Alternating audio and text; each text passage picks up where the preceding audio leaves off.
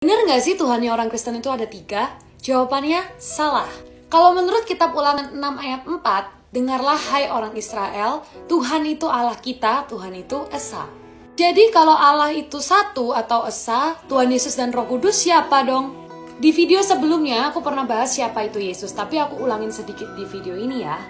Di Yohanes 1 ayat 1 disebutkan, pada mulanya adalah Firman. Firman itu bersama-sama dengan Allah, dan Firman itu adalah Allah. Lanjut ke ayat 14, Firman itu telah menjadi manusia. Itu maksudnya Firman atau perkataan Allah itu adalah Yesus itu sendiri. Jadi jelas kalau dari ayat ini, Yesus sudah ada bersama-sama dengan Allah sebelum semua hal dijadikan. Karena Yesus sebenarnya adalah perkataan dari Allah itu sendiri. Bagaimana bisa memisahkan Allah dengan perkataannya? Gak bisa kan? Sama kayak kita manusia. Kita nggak bisa dipisahin dari kata-kata kita sendiri. Bedanya adalah karena Allah itu supranatural, dia bisa menjadikan kata-katanya itu dalam bentuk manusia, yaitu Yesus. Next adalah Roh Kudus. Simpelnya Roh Kudus adalah roh Allah itu sendiri.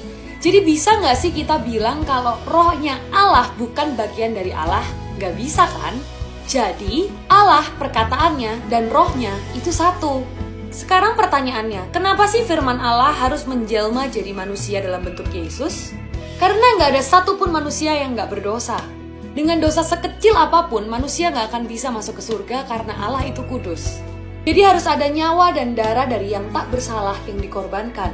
Kalau di zaman perjanjian lama, harus mengorbankan hewan dengan banyak persyaratannya.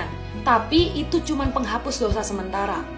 Makanya Yesus yang tanpa dosa harus mencurahkan darahnya untuk manusia supaya penebusan dosa itu berlaku seterusnya. Kalau kata Paulus, manusia di seluruh bumi ini jatuh dalam dosa karena perbuatan satu orang, yaitu manusia pertama. Maka karena satu orang juga, yaitu Yesus, seluruh manusia diselamatkan dari dosanya.